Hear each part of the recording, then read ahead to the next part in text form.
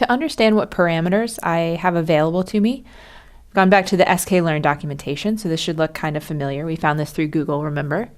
And I'm going to scroll down a little bit until I find the decision tree classifier that's being documented here. And I'm just going to click on this link. And this takes me to the specific page that's about the decision tree classifier. And this box right here is what I'm looking for. This is going to tell me all of the parameters that I have available to me when I'm creating my classifier. So I can see that there's a whole lot that's going on here that I could tune.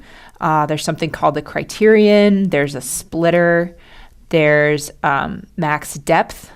There's minimum number of samples in the split, minimum samples in the leaf, and so on and so on. So these are all things that I can try tuning. So let me pick one of these. We're going to look at the min sample split. We can see if by training the min sample split, maybe we can alleviate some of that overfitting that we were seeing in the example that I just showed you. So here's what min sample split does. Say I have my decision tree, start out with a bunch of training examples, and then I start to split them into smaller subsamples.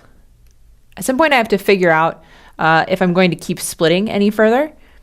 So for example, if I start out with 100 examples here, then maybe I get 60 and 40, then maybe I get 40 and 20, and then maybe this 20 turns into 15 and 5, and so on and so on. So the question is, for each one of these bottommost sort of layers in the tree, whether I want to keep splitting it if it seems like that might be a good idea.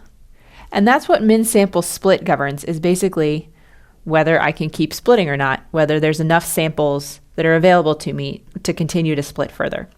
So the default number for min sample split is 2.